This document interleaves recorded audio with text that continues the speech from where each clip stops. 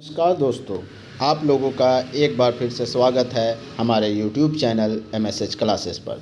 दोस्तों, मैं आप लोगों को JPSC से रिलेटेड कुछ शासन व्यवस्था आज मैं कराऊंगा, जिसमें कि मुंडा शासन व्यवस्था का आज हम लोग गहन अध्ययन करेंगे। इसमें एक क्वेश्चन रहने वाला है जो कि 2 मार्क्स का है। बस आप 5 से 7 मिनट दे दीजिए और एक क्वेश्चन कंफर्म आपका सही होगा। ठीक है दोस्तों, इससे पहले मैं आप लोगों को जैसा कि थंबनेल में बता चुका हूं कि झारखंड नगर पालिका का जो रिज़ल्ट है वह तैयार हो चुका है। कभी भी रिज़ल्ट आ सकता है। उम्मीद है इस मंथ के लास्ट तक आप लोगों का रिज़ल्ट आएगा। स्रोत से पता चला है कि रिज़ल्ट पूरी तरह से तैयार हो चुका है। आप अभी जो अफवाह चल रहा है कि सारा एग्ज़ाम जो कैंसिल होगा, लेकिन ऐसी कोई भी अफवाह से आप लोगों को बचना चाहिए, क्योंकि नगर पालिका के एग्ज़ाम में जो भी त्रुटि आया था उसको समय रहते ही ये आयोग अच्छे तरीके से करा चुका है। तो इसलिए आप लोग कंफर्म रहिए, रिज़ल्ट इसी मंथ के एंड तक ज़रूर आएगा। ठीक है, चलिए बिना देर किए हम लोग आज के क्लास स्टार्ट करते हैं। हम लोग पढ़ने जा रहे हैं मुंडा शासन व्यवस्था। अब मुंडा शासन व्यवस्था को जानने के लिए उससे पहले हम लोग को मुंडा से संबंधित कुछ बातों को समझना आवश्यक है। ठीक है, तो मुंडा होता क्या है? तो मुंडा एक झारखंड की एक जनजाति है। ठीक है, अब मुंडा के बारे में क्या क्या आपको जानकारी चाहिए, इसके बारे में हम लोग देखते हैं। क्या क्या मुंडा का? तो मुंडा का जो अर्थ होता है, अब मुंडा का 2 अर्थ निकलता है। एक जो है वह सामान्य अर्थ पूछा जाता है और पूछा गया क्वेश्चन है। तो सामान्य अर्थ क्या होता है मुंडा का? तो मुंडा का सामान्य अर्थ होता है विशिष्ट व्यक्ति। और मुंडा का विशिष्ट अर्थ क्या होता है? तो विशिष्ट अर्थ है गांव का जो राजनीतिक प्रमुख होता है उसे ही मुंडा कहा जाता है। अब आगे देखते हैं मुंडा के बारे में। यह झारखंड की तीसरी सबसे ज़्यादा जनसंख्या वाली जनजाति है। इसका परसेंट कितना है? 14.2% है। ठीक है, अगर झारखंड में जनजातियों की सर्वाधिक प्रतिशत संथाल की है। संथाल के बाद आपका उरांव है। उरांव के बाद तीसरी जो जनजाति है वह मुंडा की जनजाति है। मुंडा का आगमन जो है वह दक्षिण भारत की तरफ से हुआ है और दक्षिण भारत की तरफ से 600 ईसा पूर्व में हुआ है। और 600 ईसा पूर्व में ऐसा कहा जाता है, एक कहावत है या जो भी है, लेकिन मुंडा जो है इधर से रिजले के अनुसार जो आया है और ये जो रांची जिला के ठाकुर गांव जो बुढ़मू प्रखंड है उसके उमरडंडा गांव में आके बसा है, ऐसा एक कहावत है। ठीक है, लेकिन हम लोग को मान के चलना है कि यहीं आके 600 ईसा पूर्व में यहीं आके वो लोग बसे हैं। ठीक है, आगे देखते हैं। यह जनजाति केवल झारखंड में पाई जाती है। झारखंड में पाए जाने वाली जनजाति कौन सी है? सिर्फ पूछेगी केवल, इस वर्ड को याद रखिएगा, केवल। तो मुंडा जो है वह और कहीं भी पाया नहीं जाता है, सिर्फ झारखंड में पाया जाता है। मुंडाओं की भाषा क्या है? तो मुंडाओं की भाषा जो है वह मुंडारी है। और मुंडारी जो है, ये मुंडारी जो भाषा है उसकी लिपि भी जो है वह मुंडारी है। और इसका आविष्कार कब हुआ था?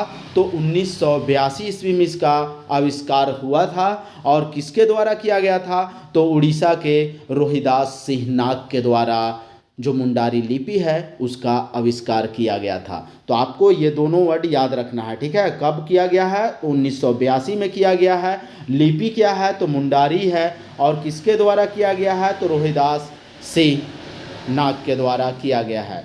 अब मुंडारी की 4 भाषा है। ठीक है, मुंडारी की जो भाषा है वो मुंडारी है। मुंडा की भाषा मुंडारी है और मुंडारी को 4 भाषाओं में बांटा गया है, मतलब कि 4 प्रकार में बांटा गया है जो मुंडारी है उसको। सबसे पहला है हसद मुंडारी। ठीक है, हसद मुंडारी। हसद मुंडारी कहाँ पे? तो खुट्टी व मुरहू के आसपास के जो लोग बोलते हैं उसे ही हसद मुंडारी कहा जाता है। इसी प्रकार तमाड़िया मुंडारी। तो तमाड़िया मुंडारी जो तमाड़ व आसपास के क्षेत्र में जो बोली जाती है उसे तमाड़िया मुंडारी कहते हैं। केर मुंडारी रांची व आसपास के क्षेत्रों में जो प्रचलित बोली है उसे केर मुंडारी कहते हैं। नगूरी मुंडारी किसको कहते हैं? तो नागपुरी भाषा या मिश्रित मुंडारी को, जिसमें नागपुरी भाषा का मिश्रण है वैसे भाषा को हम लोग नगूरी भाषा कहते हैं। ठीक है, नगूरी मुंडारी कहते हैं। चलिए आगे देखते हैं। मुंडा शासन व्यवस्था में गांव का जो प्रधान होता है उसे मुंडा कहते हैं, और यह मुंडा जो है, यह पद जो है वह वंशानुगत है। अब यह मुंडा जो है वह क्या क्या कार्य करता है, यहाँ से क्वेश्चन पूछा जाता है। तो मुंडा क्या कार्य करता है? तो मुंडा जो है वह गांव ग्रामीणों से लगान वसूलने का काम करता है, साथ ही साथ गांव की जो विधि व्यवस्था है उसे बनाए रखने में क्या करता है? बनाए रखने की कोशिश करता है। और इसके अलावे गांव में जो आपसी विवाद है उस विवाद को निपटाने का काम भी मुंडा के द्वारा किया जाता है। और मुंडा के द्वारा जो निर्मित खेत है उसे खुटकट्टी भूमि कहते हैं। ठीक है, खुटकट्टी भूमि किसे कहते हैं? तो जिस भूमि को पहले क्या हुआ, झारखंड बहुत सालों पहले झारखंड पूरी तरह से जंगलों से घिरा हुआ एक क्षेत्र था, लेकिन धीरे धीरे लोग यहाँ आते गए, जंगल को साफ करते गए और खेत बनाते गए। तो इसी प्रकार जो मुंडा यहाँ पे आए 600 ईसा पूर्व में, और वो जो जंगल को साफ करके जो खेत बनाए उसे ही खुटकट्टी भूमि कहते हैं। अब जो उसका खेत को बनाने वाले थे, जो खुटकट्टी भूमि बनाने वाले, उनको क्या कहते हैं? तो उनको खुटकट्टीदार कहते हैं। अब खूट का अर्थ क्या होता है? तो खूट का अर्थ होता है परिवार होता है दोस्तों। ठीक है, चलिए आगे देखते हैं। मुंडा शासन व्यवस्था में ग्राम पंचायत का जो प्रधान होता है उसे हाथू मुंडा कहते हैं। और इस बार ये क्वेश्चन पूछा गया था, जेपीएससी के बैकलॉग एग्जाम जो हुआ था उसमें यही क्वेश्चन पूछा गया था। ठीक है, अब ग्राम पंचायत, और ग्राम पंचायत को क्या, यह तो ग्राम पंचायत के प्रधान को कह रहे हैं ना हाथू मुंडा, लेकिन ग्राम पंचायत को क्या कहते हैं? तो ग्राम पंचायत को हाथू कहते हैं। ठीक है, याद रखना है, हाथू किसको कहते हैं? तो ग्राम पंचायत को। और ग्राम पंचायत का जो प्रधान होता है उसे हाथू मुंडा कहते हैं। चलिए नेक्स्ट पॉइंट देखते हैं। कई गांवों को मिलाकर बनी पंचायत को अंतरग्रामीण पंचायत कहते हैं, और इसी अंतरग्रामीण पंचायत को पढ़ा पंचायत के नाम से भी जाना जाता है। अब पूछ देगा कि पढ़ा पंचायत किससे संबंधित है? तो पढ़ा पंचायत जो है दोस्तों वह मुंडाओं से संबंधित है। ठीक है, ऐसा ही क्वेश्चन जेपीएससी में पूछा जाता है कि पढ़ा पंचायत जो है वह किससे संबंधित है। ऑप्शन दे देगा उरांव संथाल मुंडा हो, तो आपको यहाँ पे क्या लगाना है? मुंडा लगाना है। चलिए नेक्स्ट अब हम लोग देखते हैं जो ये अंतरग्रामीण पंचायत होता है उसका क्या काम होता है। तो इसका काम जो है वह 2 या 2 से अधिक गांवों के बीच का जो विवाद है उसको निपटाने का काम जो है वह पढ़ा पंचायत के द्वारा किया जाता है।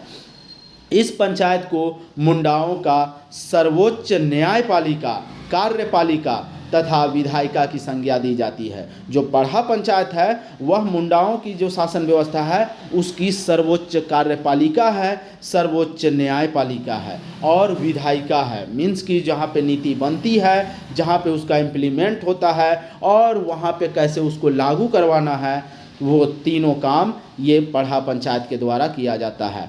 पढ़ा पंचायत का जो सर्वोच्च अधिकारी होता है, याद रखिएगा सर्वोच्च अधिकारी, तो सर्वोच्च अधिकारी पढ़ा राजा के नाम से जाना जाता है।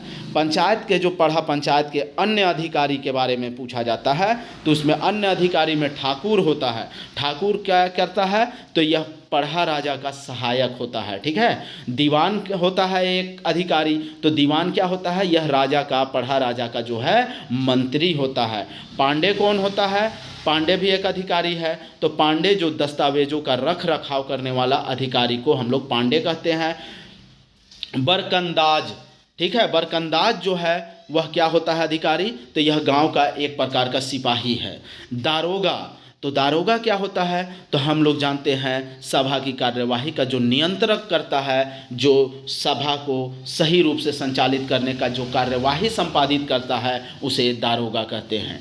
अब लाल जो है वह लाल क्या है? सभा का वकील। ठीक है, पढ़ा पंचायत का जो सभा होता है ना उसका वकील होता है। मीन्स कि हर एक न्यायिक पक्ष में अपना पक्ष रखने वाला को ही लाल कहा जाता है। अब यहाँ पे याद रख लीजिएगा, क्योंकि हम लोग भारतीय इतिहास पढ़ते हैं, तो जब इतिहास में देखते हैं लाल पाल बाल, तो पहले बंगाल में जो क्रांतिकारी संगठन जो हुए हैं उसमें अधिकतर वकील लोग ही शामिल हुए थे। तो इस तरह से हम लोग लाल को जोड़ सकते हैं वकील से। चलिए नेक्स्ट देखते हैं, पढ़ा पंचायत स्थल को क्या कहा जाता है? तो जो पढ़ा पंचायत स्थल होता है मुंडाओं में, उसे अखड़ा कहते हैं। और यही अखड़ा जो है यह गांव का एक सांस्कृतिक केंद्र होता है, अर्थात हर एक सांस्कृतिक और सामाजिक गतिविधि इसी अखड़ा में संपन्न कराया जाता है। पढ़ा पंचायत का जो प्रधान होता है वह मानकी होता है। यहीं पे लोग कंफ्यूज करते हैं कि एक जगह हम देख रहे हैं पढ़ा पंचायत का प्रधान मानकी, और पढ़ा पंचायत का सर्वोच्च अधिकारी जो है वह पढ़ा राजा। तो यहाँ पे याद रखना है, प्रधान जो है वह मानकी है, लेकिन सर्वोच्च अधिकारी जो है वह पढ़ा राजा है। जैसे यहाँ पे हम लोग ब्रिटेन का उदाहरण ले सकते हैं कि ब्रिटेन में देखिए संविधान संसदीय व्यवस्था लागू है, लेकिन वहाँ का जो हेड होता है वह महारानी होती है। तो इसी तरह यहाँ पे मुंडा पंचायत को व्यवस्था में जो इसका हेड जो है वह पढ़ा राजा है, लेकिन जो प्रधान है वह मानकी कहलाता है, और यह पद वंशानुगत होता है। गांव का अब आगे देखते हैं, मुंडा शासन व्यवस्था में गांव का जो धार्मिक प्रधान होता है कौन होता है? तो गांव का धार्मिक प्रधान पहान होता है। ठीक है, पहान होता है। पहान का क्या क्या काम है? तो पहान जो है वह गांव में पूजा पाठ करवाता है, बलि चढ़ाने का काम करता है, और इसके लिए उसे लगान मुक्त भूमि भी दी जाती है। और इस भूमि को क्या कहा जाता है? जो पहान को जो लगान मुक्त भूमि, अर्थात उस भूमि में उसको लगान नहीं देना है, उसे डाली कटारी कहते हैं। साथ ही साथ भूत प्रेत के प्रकोप से गांव को बचाना भी होता है। ठीक है, गांव को बचाता है कौन? भूत प्रेत के प्रकोप से तो पहान बचाता है, और इसके लिए उसे भूत खेता एक ज़मीन मिलता है, और उसी के उपज से यह जो भूत प्रेत का प्रकोप है उससे बचाने का जो गतिविधि की जाती है उसको संपन्न कराया जाता है। ठीक है, चलिए आगे देखते हैं।